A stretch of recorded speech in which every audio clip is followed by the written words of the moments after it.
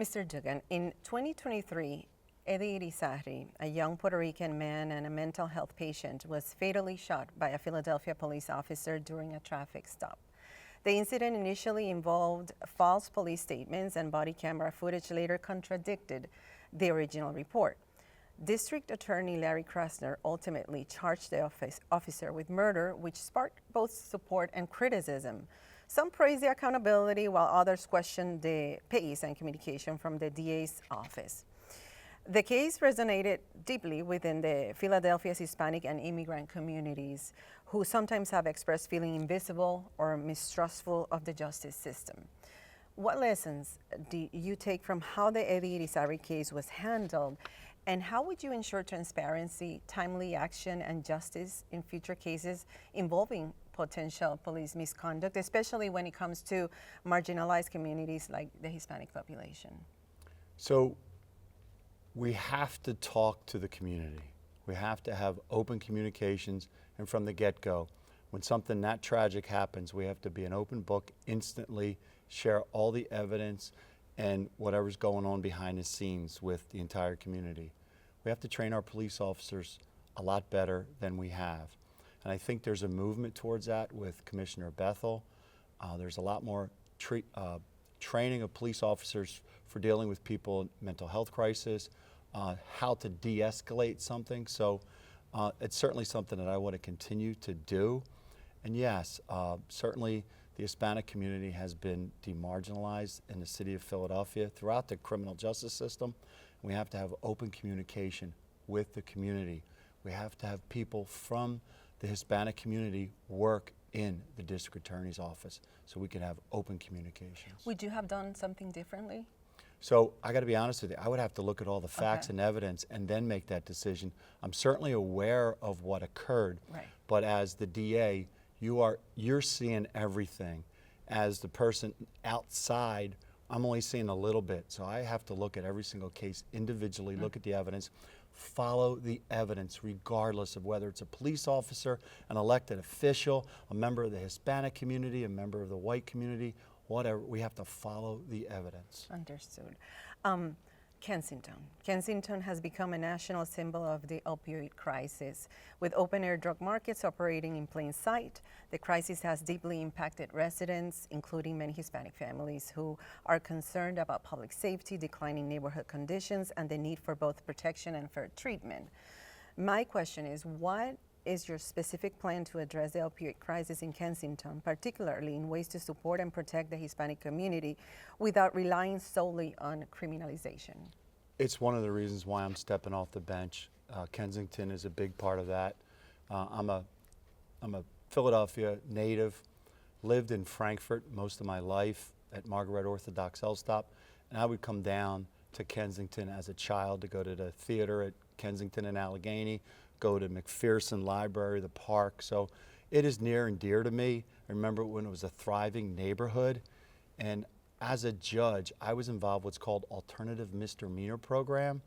And 7 years ago, it was very robust. And it seemed like we're still doing that court, but not to the extent that we should be. The court system, the criminal justice system has some good programs if we all partner, including the mayor, the police commissioner, the district attorney, and the community, because the biggest victim in my eye has been the neighborhood, where kids can't walk to school without climbing over people who are nodding out, the body bags, the needles on the street, the crime, and the open air drug sales. We're the laughing stock of the world, and we've let it go for the last 7 years. So yes, we have to get embedded with the community. We have to look for places for the social workers, for the providers to be in there more and more. And some of the programs that I was involved with in municipal court, we had nurses and therapists, as well as the police, the public defender, the district attorney involved. So as a team, we can help each individual. I wish the city, the state, and the nation, the government would step up a lot better to provide services that unfortunately the courts have had to. So I want to partner so we can prevent and intervene, but we gotta we got to protect the victim of the neighborhood, and it hasn't been done these last 7 years. Okay, thank you. Philadelphia, as you know, is a sanctuary city, meaning local authorities limit cooperation with federal immigration enforcement to help protect undocumented residents and encourage trust in law enforcement. District Attorney Larry Krasner has publicly supported sanctuary policies, emphasizing that immigrants, many of whom are Hispanic, should be able to report crimes, serve as witnesses, and access the justice system without fear of deportation. However, the policy has also drawn political backlash and scrutiny from state and federal officials. As district attorney, would you continue to support Philadelphia's sanctuary city policies? How would you ensure that members of the Hispanic immigrant community feel safe engaging with the criminal justice system while also addressing concerns about public safety? Yeah, absolutely, we'll continue that policy. The policy of Sanctuary City comes from our executive branch, so that's Mayor Parker in conjunction with City Council. I absolutely support that. What you had just described are my concerns as well, and we have to educate the community about these warrants that ICE is coming in here with. You know, if it's a judicial warrant, unfortunately they can kick in people's doors. If it's an administrative warrant, don't answer the door. We have to educate the community. But the biggest fear I have is that the victims and the witnesses are not going to come forward because is somebody going to be scrutinizing them? And I'll do everything I can so that you're not going to be punished for stepping up.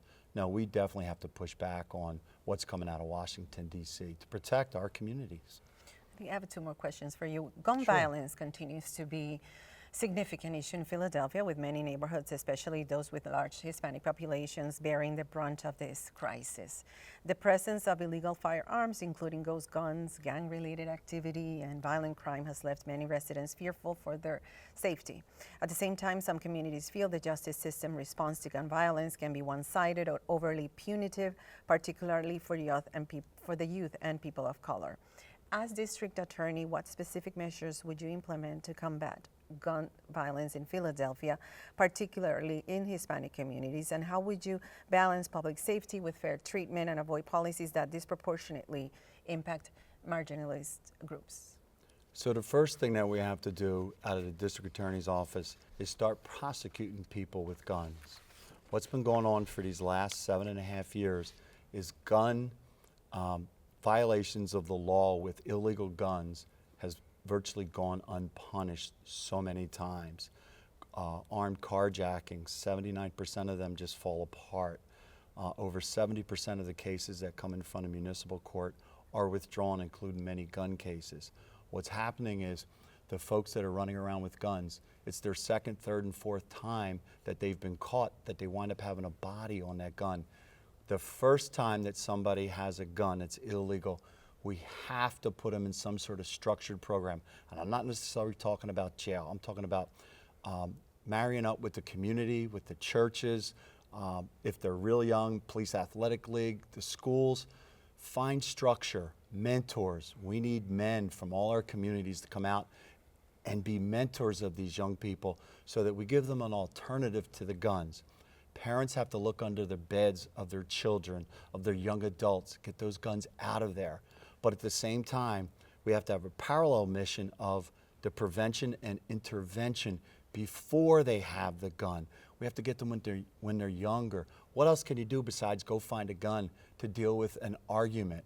We have to figure that out when they're younger so that they're not going to Gradeford prison for life because they're carrying a gun. But we have to communicate with the community. Thank you. District attorneys often face difficult ethical decisions, whether to prosecute, when to rescue, or how balance justice with public pressure. These decisions can significantly affect marginalized communities, including Hispanic residents who may feel their voices are not always heard in the justice system. How these dilemmas are handled can shape community trust, as you know, and the overall sense of fairness. Can you share an example of an ethical dilemma you faced in your legal career, how you've handled it, and how you would ensure that your decisions always take into account the rights and concerns of the Hispanic community? So ethical dilemmas. What I can tell you is that I've been to prison, and I've been to prison with defendants. So I would get in a van and drive up to SCI Phoenix with defendants from my courtroom to go behind the bars to talk with lifers. The lifers took these peer mentoring classes, and I would drive up with these young people. They're men because that was what for to talk to these folks. And we would have a roundtable discussion with lifers, with newer defendants in my courtroom, sit around and discuss how can we keep the young folks from being cellmates with these guys that have made these terrible decisions 30, 40 years ago and have put them behind bars for most of their lives. So these are the type of things that I did.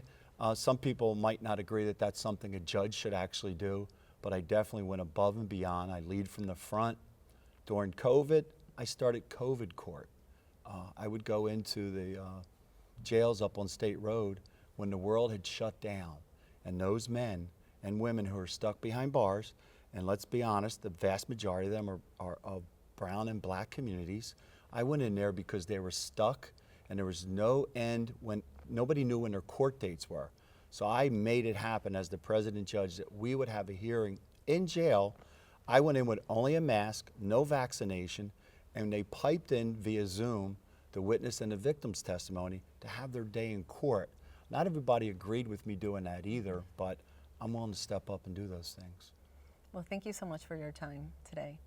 Thank you for having me.